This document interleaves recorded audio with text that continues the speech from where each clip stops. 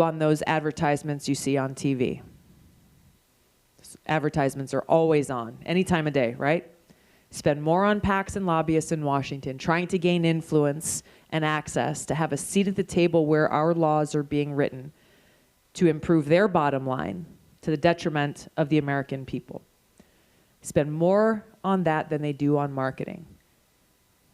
They spend more on marketing than they do on research and development.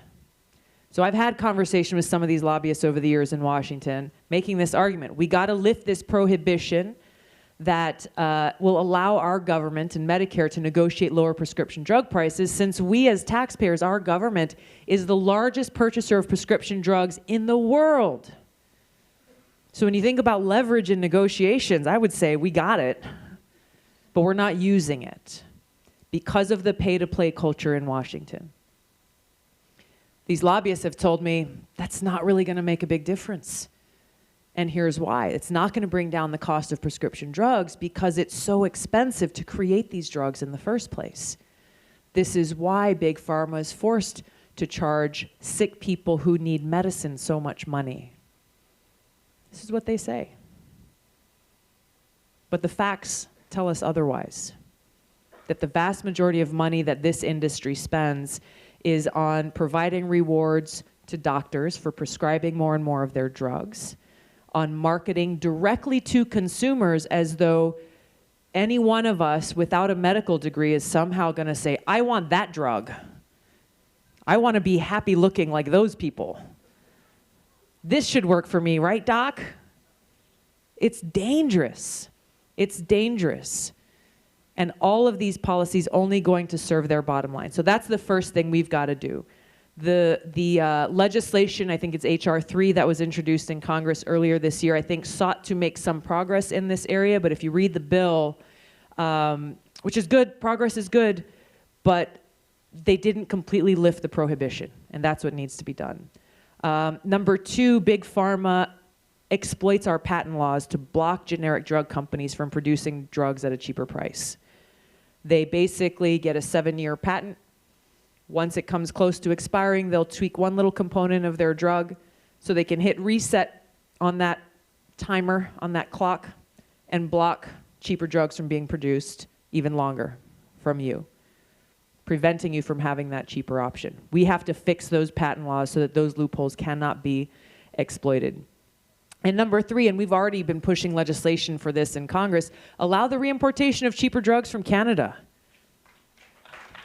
They're already selling them there, and they're selling them at a much cheaper price in a lot of cases than families can get here at home. As you said, Karen, this is an issue that's affecting Americans of all ages all across this country, and we've got to take a stand for ourselves, our health and well-being, and make sure that our leaders in Washington are working for us and not working for Big Pharma that's lining their campaign coffers.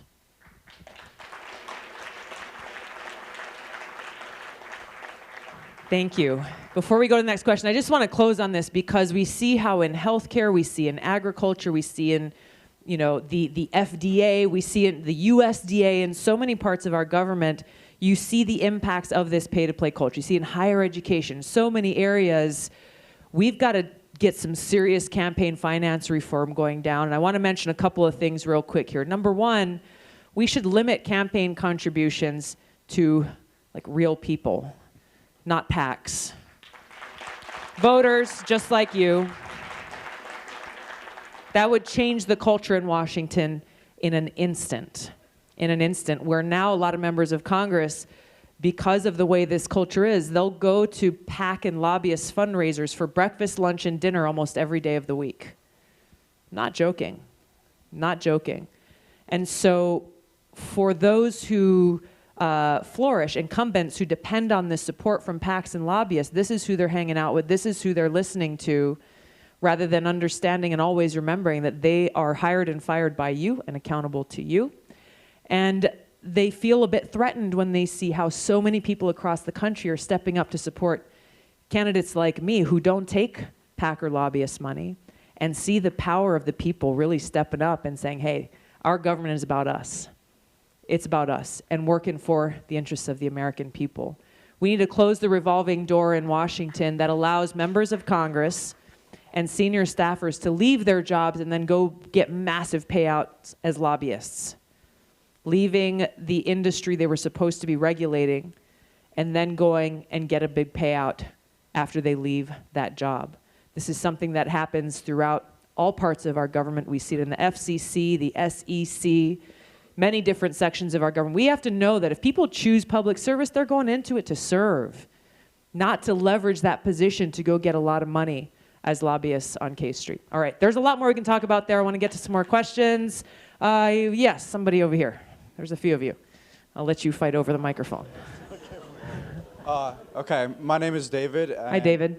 My question is regarding your Wall Street Banker Misconduct Act. So Yes.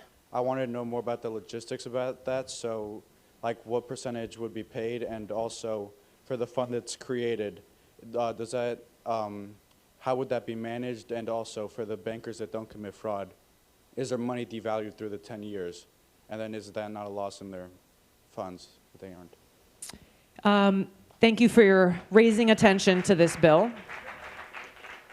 For those of you who don't know, basically it takes a percentage of Wall Street CEO's salary and puts it into a fund that will, instead of relying on taxpayers to bail out these big banks for their gambling and misconduct with our taxpayer dollars, it creates a fund that will protect us, basically from being held liable. I don't want to get too much into the weeds on this bill, but basically it says Wall Street bankers together take on this responsibility where they know that they will be held accountable. I believe that the funds, I'd have to go back and look at this again, but I believe that those funds stay in the fund in perpetuity and take it as a contribution to the public. I think part of this, though, I mean, this is something that I think is important now, but the bigger bill that I'm pushing in Congress that I think is most important is the reinstatement of the Glass-Steagall Act, because this really gets to the heart of the problem and reinstates those provisions in Wall Street that says they have to separate. They have to separate their commercial banking with whatever other investment practices they have going on, which protects the money that we have in place, rather than letting them gamble with that money and depending on us as taxpayers, as happened in 2008, to go in and bail them out while there is no bailout for the American people in that situation. Thank you. Yes, sir.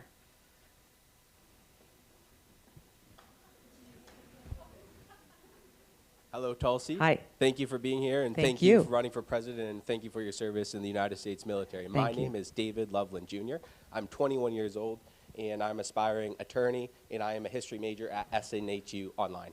Awesome. And my question for you today is relative to education for all young people and old people, and anyone who wants an education, but more specifically, disadvantaged people that are disadvantaged economically, working class, and poor people that just don't have the funds. Now myself, I came from a family, hardworking, blue-collar family, where my dad was a plumber. My mother could not work because she has MS, but they fought hard, did the best they could to raise me and my 3 brothers, and I decided to go to college. I did 2 years at Great Bay Community College in liberal arts, studied history, and then after I was done with that, I said, yes, I finally get to go to university. I finally get to go to my dream school, University of New Hampshire.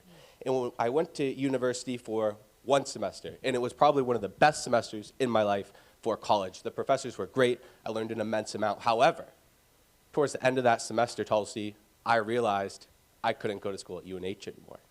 I couldn't go to school at UNH anymore because my family didn't have the economic privilege that many of the other kids did. And at the end of the semester, I freaked out, and I kind of just dropped out. Almost like the last week of school. Like, I wasn't that smart, but I panicked. And I moved to Concord. I wasn't doing much. I had a real estate license, and I said, I've got to do this. So I started my real estate business, and that's what I've been working on this past year. But I said, I need to become an attorney. I need to be a lawyer so I can fight for my community and fight for my neighbors, and one day maybe run for office like you're doing right now. Awesome. But it was hard, so I had to get scrappy, and that's when I found SNHU online, and I started doing that. Now, I have grit, and I still don't know how I'm going to pay for law school, so I'm trying to keep my GPA up. But my question for you, Tulsi, is people that aren't like me, that don't necessarily have the grit, but have the mind, the strength in the mind, the power that they want to be a doctor, lawyer, engineer, nurse, janitor, whatever they want to be, because all jobs are equal, they fall through the cracks, Tulsi. And we can freeze tuition rates, we can talk about it, we can talk about free college, free this, but none of those things are realistic. Every day, kids want to be something, but they can't. If you're elected president, Tulsi Gabbard, in your United States of America, or I should say our United States of America, how are you going to make education a human right for all Americans? Thank you, David. I think you got a bright future ahead of you. Well done. Well done. I'm curious what the differential is between UNH tuition and what is it, SNHU online? What's the ratio of difference, roughly? Let's say $1,800 a semester online versus I think right around 20,000, maybe a little more because I'm in state, so huge, big difference. Per semester? Per semester. Wow. Per semester. I would have freaked out too. Housing, transportation, the rest, just for, Yeah.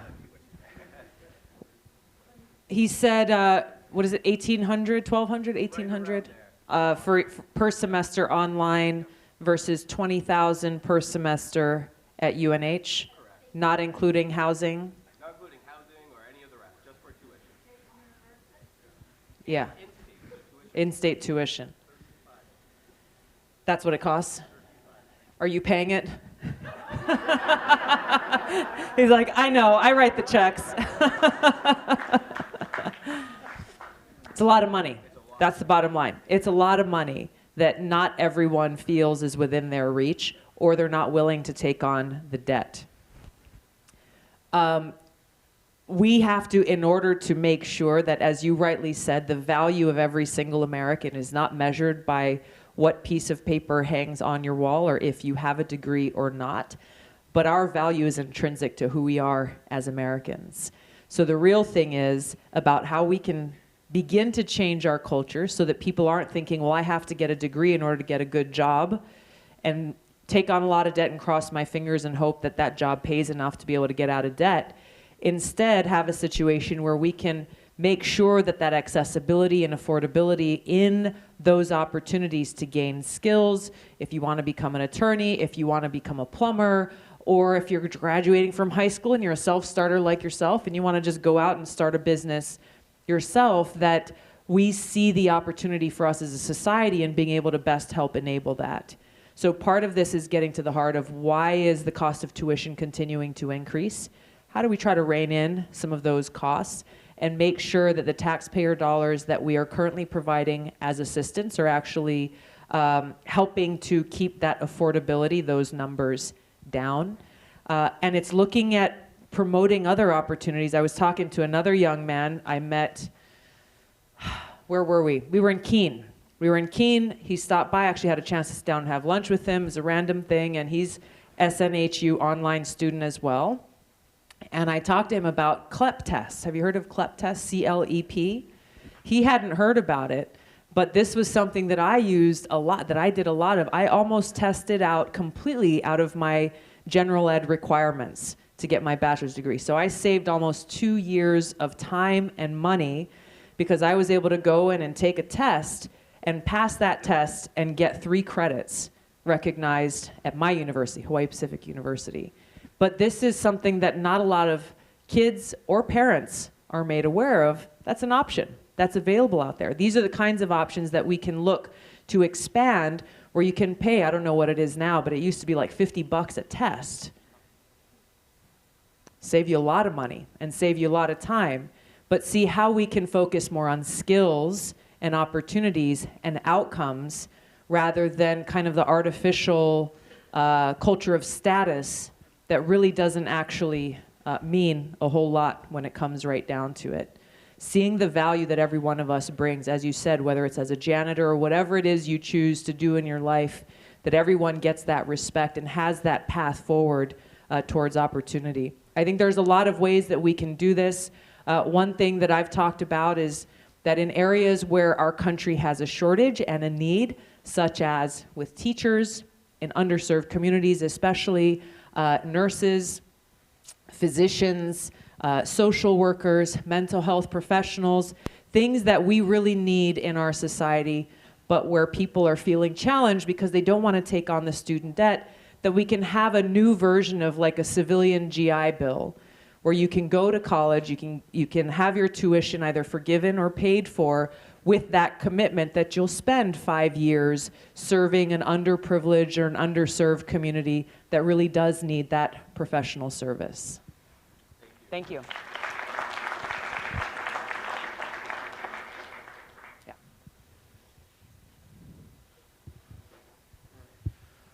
Hi, Tulsi. Hi. First of all, my name is Tom, and I just want to say thank you for everything you do. I think the voice that you bring to the current political climate is desperately needed at a time like this. And yeah, give her a round of applause. Come on. Thank you, Tom. And I was trying to think of something that I could ask you, and I went back to an article that I read fairly recently in regards to a observatory that was potentially going to be put, or is in the process of being put, on a mountain in, I'm not sure what the island is. On the big island of Hawaii. Yeah, and we have seen the Trump administration over the course of his presidency try to chip away at publicly protected lands, and this particular one on Mauna Kea, if I'm pronouncing that correctly. No, let me help you out. Please do. See, to be fair, you have helped greatly with my pronunciation of Hawaii. So, That was good. not to brag, yeah. That was good. That was good. Not to brag, sorry. Well done. Thank you. The mountain is Mauna Kea. Okay. Mauna means mountain. Awesome. Yeah. So, this particular one for me was interesting because I am almost always in favor of publicly protected land, as I think it's essential for our country. But this one is more in regards, well, it bashes heads a bit with scientific, exploration, yeah. NASA, and it's something that the scientific community feels is very essential to further their research. And so it just kind of butts heads with two things that I feel very strongly about. And considering that you are a native of Hawaii, I would love to get your take on it because I don't think I know anybody else from that state. So Thank you. Thank you. How many of you have heard of this before? I'm really curious. Wow. More than I expected. Amazing. Thank you for asking this question and even understanding and being aware of this challenge that is ongoing in Hawaii. There's more to this than just this question of, do we build the world's largest telescope on this mountain in Hawaii that astronomers love because of the clear views that they get into space? But also it's a mountain that is revered and seen by Native Hawaiians and indigenous people in Hawaii as a sacred place.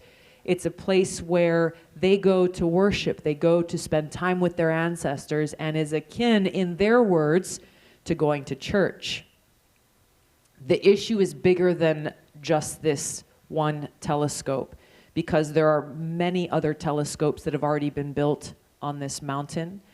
And there is unfortunately a long history of a broken trust with the Native Hawaiian people, where they said, okay, it's just one more telescope. Well, now it's just one more. It's just one more. And after this one has lived out its use, then it'll be taken down and the land will be restored back to its former condition as best as possible.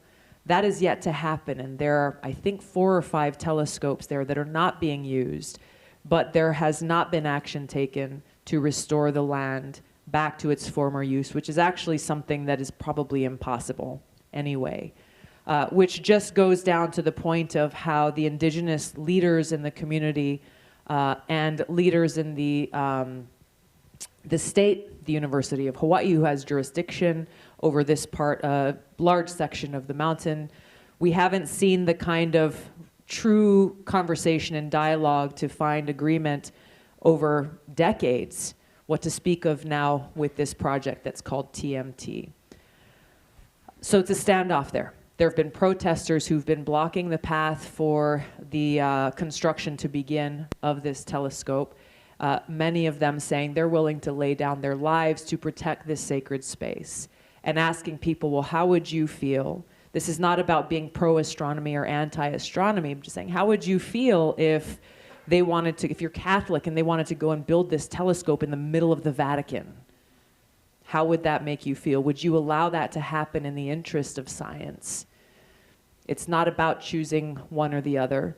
There is an alternate location in the Canary Islands where they really want to have the telescope built there.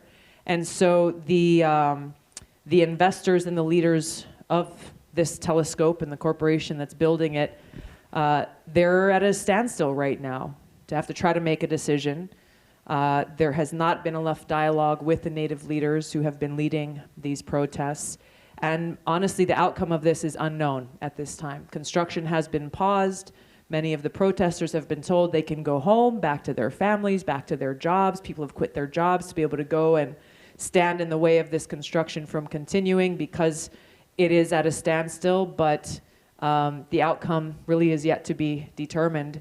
And all of the stakeholders involved in this really will be the ones to determine the outcome of it. Thank you. Yes, ma'am. Hi, Congresswoman. My name's Nancy. We actually have a lot in common. My husband's family lives on the Big Island in Hawaii. Nice. Wow. And I'm from the state of Alaska originally. 49 and 50. Oh, yeah. I have a question about states that are not as represented on the national stage. Like ours? Yep. Like ours.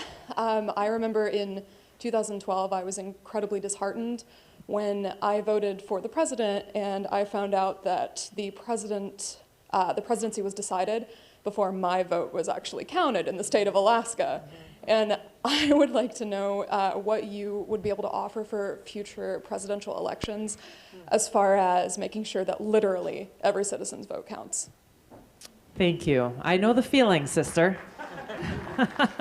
I too have sat there and have maybe just cast my vote and come home, and seeing as it's 5 p.m. in Hawaii, it's 10 or 11 p.m. on the mainland, and you think, oh, okay, well, congratulations. I want to take this question a little bit more towards the Electoral College, because I can't solve the time differences between the states in our country. And I don't know, maybe there's an answer to this I haven't thought of just delaying the announcement until every single vote across the country has been counted. Maybe that's something that we could consider. But I think one of the biggest questions that I often get has to do with the Electoral College, because the way it is set up now, where we've seen in multiple elections, someone can win the popular vote but lose the election. So the current system of the Electoral College not actually representing the voices and the votes of every American in the way that we expect it to.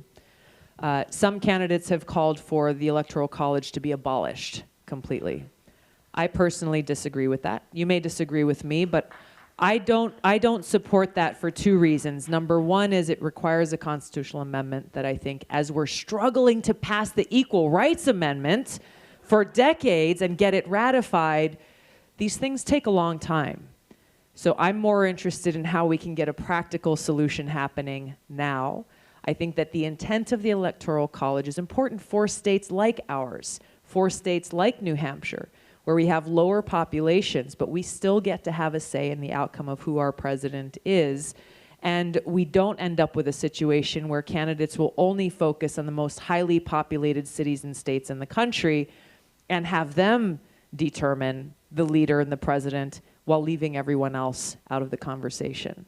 So instead of getting rid of the Electoral College, we can fix it in a way that doesn't require a constitutional amendment by making it, instead of a winner-take-all system where, let's say I'm the Democratic nominee and I go and I win California with 55% of the vote, instead of my being able to take every single electoral vote from California, we would change it to being proportional, where I would get 55% of the electoral votes from that state and the other candidate would get the remaining 45. Making it so that the electoral votes are actually directly representing the percentage of the votes cast for either party. Here's the beautiful thing about this is that this can be done, once again, without a constitutional amendment, and I believe it can be done with 2/3 of states passing their own state-level resolutions supporting this change, and about 25 states already have. So there are organizations who've been pushing for this change for a while, and we're making progress and getting closer.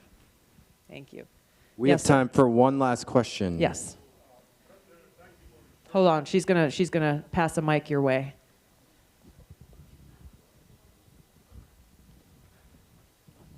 My name is Bill, Representative. Thank you for your service to your country.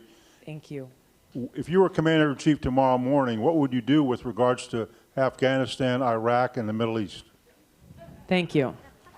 I'll give you a 30-second answer. No, I'm joking. That's a big question. Afghanistan, I would bring our troops home within my first year in office. With Iraq and Syria right now, where our troops who are deployed there are not focusing on the mission that Congress authorized, which was to prevent a resurgence of terrorist groups like ISIS and Al-Qaeda, and instead in Iraq are now focused on a defensive posture against Iran or Iranian-backed militias. And in Syria, we have troops there who are directed to basically steal the Syrian people's oil, not going after Al-Qaeda, which is the only mission that Congress has authorized there. So long as that is the mission of our troops, I bring our troops home from Iraq and Syria. They should not be there. They should not be there, and we should not keep them in harm's way unnecessarily on missions that do not serve our country's national security. And this is how I would look at where our troops are deployed across the Middle East, is based on that calculation, based on that decision. There are threats to our national security that we need our strong and ready capable military to protect us against, to ensure the safety, security, and freedom of the American people. In Afghanistan, for example, if there are Al-Qaeda cells that begin to take root there, those training camps that may try to spring up there, we can send in special forces teams to be able to go in and remove the threat and get out. We should not be having thousands of our troops deployed to Afghanistan as we have, without knowing really what the mission is, and getting caught in the crossfire of tribal conflicts that have been going on for centuries. It's time to get our troops home, stop wasting our taxpayer dollars. For example, in Afghanistan, we're spending $4 billion every month. $4 billion every month. That's $5.5 million per hour. Going to prop up a corrupt government and to continue a mission that the Afghanistan papers that were recently released revealed that leaders in our own government across 3 administrations don't know why we're there. They don't know why we're there, and yet publicly they're lying to the American people saying, we've got to send more troops there. Victory is around the corner. We just have to be persistent. But even they don't know why we're there. And meanwhile, yesterday, 2 more Americans were killed there. Many more being injured. Leaving their loved ones behind, asking this terrible question. What was their sacrifice for? This is why the decision that you all make about who you want to see as Commander-in-Chief is so important. Every other issue we've talked about here tonight requires a leader who can work with Congress to get things done. We have 2 co-equal branches of government for a reason. The Constitution set up our government this way. Constitution also provided the responsibility to serve as Commander-in-Chief to one person, the President of the United States, where very directly I will bring that experience that I've gained throughout my 7 years in Congress, focused on national security and foreign policy. Bring the depth of experience that I've gained myself, having my own boots on the ground, serving now for almost 17 years in the Army National Guard, deploying twice to the Middle East, serving in Iraq in 2005 during the height of the war, where every day we were confronted with that tragically high human cost. Who pays the price? Bringing this experience that is more experience in national security and foreign policy than most of the other candidates combined, that's prepared me to walk in on day one, prepared to fulfill that responsibility as Commander-in-Chief, where alone I have the ability to make those calls, to make that decision, to provide the leadership to bring our troops home from Afghanistan, from Iraq and Syria, to end these regime change wars that have cost us so much in lives and in taxpayer dollars, to work to end this new Cold War and nuclear arms race. We have escalating tensions between the United States and Russia and China, other nuclear armed countries. We have a president who has both ripped up treaties like the INF Treaty. Reagan and Gorbachev negotiated to reduce the nuclear threat in the world, sparking off a new nuclear arms race that's costing us trillions more dollars and making us and the world less safe.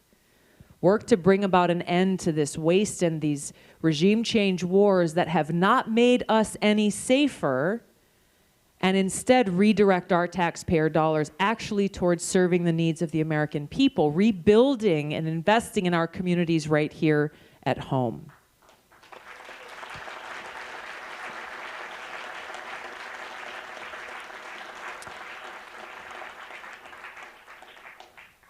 We want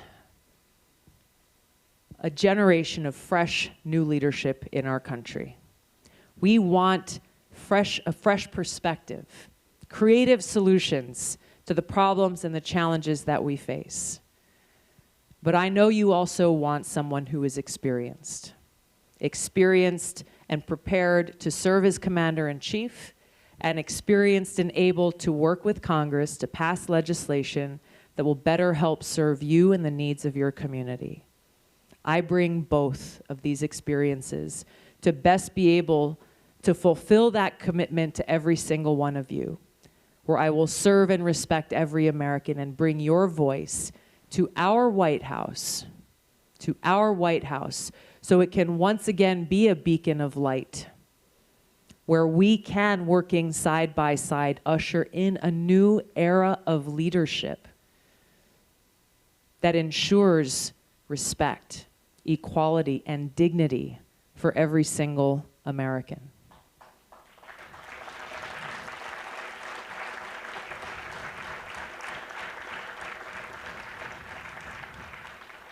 So I want to close on this note,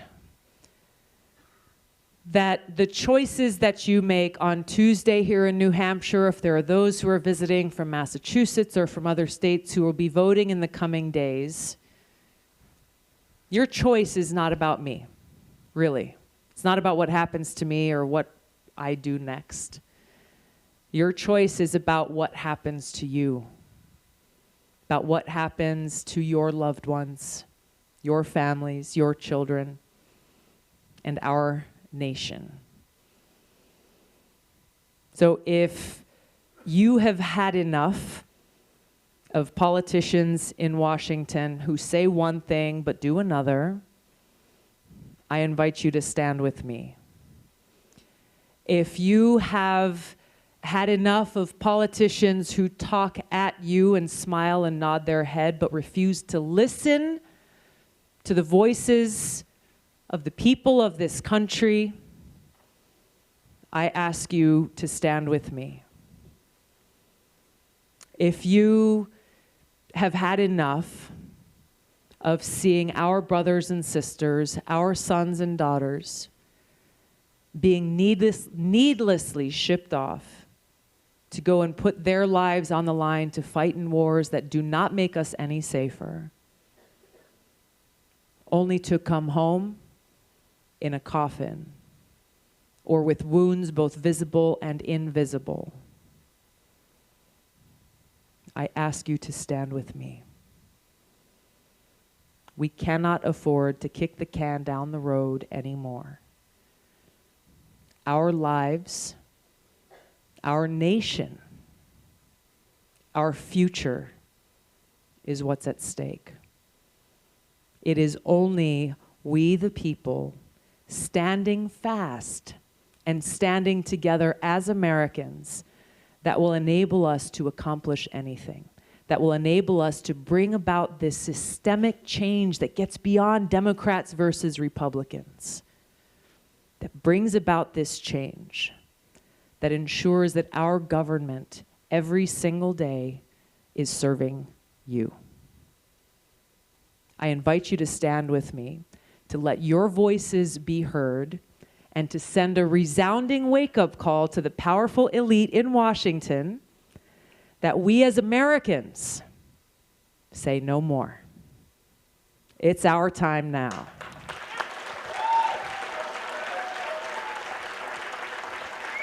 Thank you so much.